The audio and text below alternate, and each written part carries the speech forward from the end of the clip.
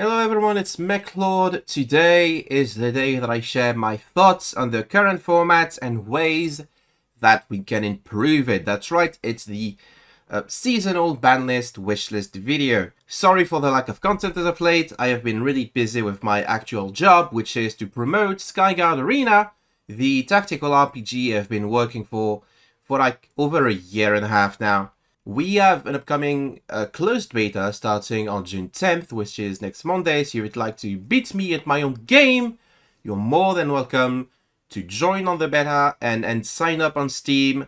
And also wishlist the game, please. That'd mean a lot. But today isn't about Skyguard Arena. Today is about Yu-Gi-Oh! Duel Links, one of the games of all time. That as a format that has a couple of issues. Let's talk about these issues real quick. Starting with cards that I think should be forbidden, which is no card at all. I don't think there's any card like so devastatingly powerful in the game right now that it outright should be banned from play. I don't think that's like an issue that we have at the moment. However, there's a couple of cards that I would see put at once so that you can't play them together / can't play them in top tier decks. Starting with Summon Breaker, which is basically a card that requires you to have an immediate out to it, or else you most likely can't play a combo deck, which is like 90% of the decks that make up modern Yu-Gi-Oh! This doesn't create fun play patterns. This isn't like enjoyable to face. You don't get to be like, oh wow, I need to play in the 3 summons and somehow weave out my... That doesn't happen. So I don't like this card being searchable off of the agents making the Ancient Fairy Dragon line either. So you probably should just put this card at 1 so that they can't play it alongside the Hyperion guy synchro that I forgot the name of. Speaking of, Sky Scorch Invincible, a card that just basically turns into Imperial Order. That's not fun either. There's no fun in facing this card either. It's one of these cards that was like originally designed to be kind of underwhelming until there was a deck that just, 1, could search it, 2, didn't care about their normal summons. So there we go. That's, wow. Aren't we having so much fun dealing with a game where if we can't activate spells and also we're limited to 3 summons? The Agents deck is like an issue for many reasons. And several of the reasons is Floodgates. I'd rather see what's the actual power level of the deck without all of these unfair going first cards for a deck that has a reputation for like making an Unbreakable going first and being much more manageable if they go second or if you have to play against Lancia, which is a problem on its own, but we're going to talk about that later. Next up, let's put back the Phantom Knights rank up Magic and Ophion back on the ban list together. Konami tried something to sell the newest PK deck to everyone, and it's shit. It's just shit. Facing Ophion is just not fun either. I'm sorry to all 5 Evil Swarm players out there. We should probably just put Ophion back to 1 alongside PK, rank up, Magic Launch, or whatever it's called, so that this can't be used anymore. Limited 2, nothing in Limited 2. I considered putting Mystical Shine Ball for comedy factor. I don't think it would have changed much though, but it would have been really, really funny. And Limited 3, first of which is Artifact Lancia. It's also one of these cards that causes a lot of non-games to happen. Like say you're playing against Phantom Knights or Shiranui or Zombies or even Agents or even Rockets. They go first, you activate Lancia in your hand, they don't get to play their turn. Which is made worse by the fact that this is searchable by the Rocket skill. Why was this decision made? Who thought the game would be made better by this decision?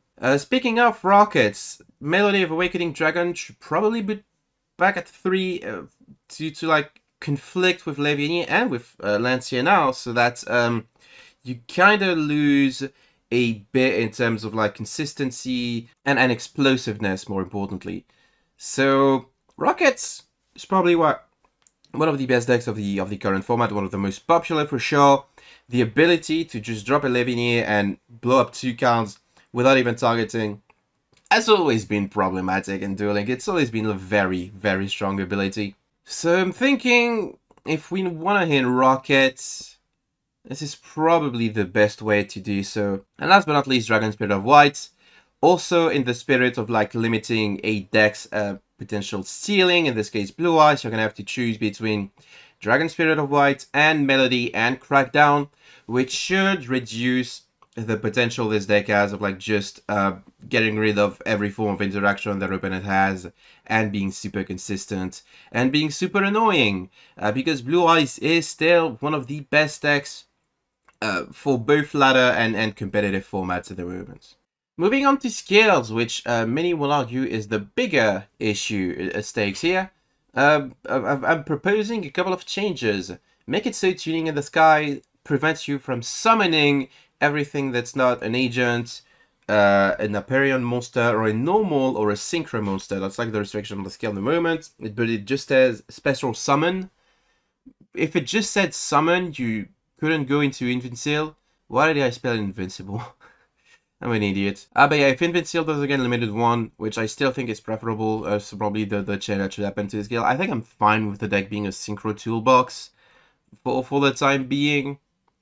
Yeah, it's not too much an issue if you remove everything floodgatey about the deck. Borrowed Link, the new rocket skill. I think the most busted part of this skill isn't, in fact, that it has 2 Foolish Burials and a Search from deck that can be Lancia. I think it's the fact that you can just start going second by making a Link 2, most often Quad Barrel Dragon, that just says, I can destroy anything on the field and force your opponent's early interaction, or just remove problematic monsters like Ophion and Invincible. You just get to remove any boss monster your opponent has, and I think that's a bit busted. And I think a way to kind of balance that is you gotta put one card from your hand back in the deck to get the free Link 2, which means you're basically going -2 because the Link 2 does require, well, Quad Barrel does require discard to pop a card. So I think it's a bit more balanced. This does not address the fact that the deck can, like, A-block you, but there are still discussions as to whether the A-block is, like,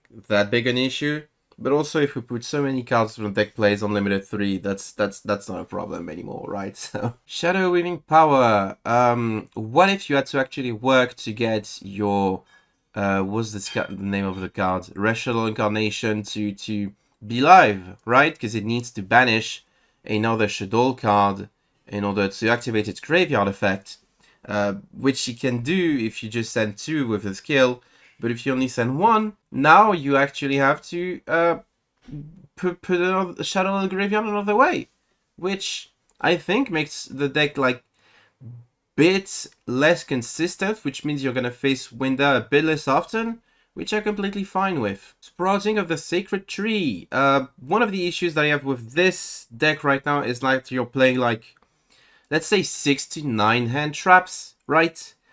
Spread between Lancia, DD Crow, Veiler, Ghost Mourner, and sometimes some people even play Rose Archer. The skill allows you to trade any of them for a Sunseed or Sunvine monster, which like allows you to get on with your combo. I think an easy way to fix it, like to force you to run mostly Earth plants, which is going to be like the Sunseeds, Sunvines, and I don't think there's a Sunavalon main deck monster, so this doesn't apply here. This also means you're probably like gonna play spells and traps in lieu of the monsters and traps that you would play previously, but these are like much less strong, especially going second than cards like Effect Veiler, Ghost Mourner, and Lancia, which still says you can play the game against so many decks are at the moment. And last but not least, Battle Chronicle. You can only search each card name once per duel, meaning if you search Successor Soul, you can search Successor Soul again. If you search Ulti Fusion,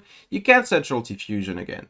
It's insane that this like skill is like no expert duel restriction, right? You can just keep using it, especially because Ulti Fusion shuffles Blue Eyes monsters back into the deck for you to Foolish again. It's just like, I don't know, it's very frustrating to face because you feel like you're playing against a deck that never runs out of resources, but is also very aggressive.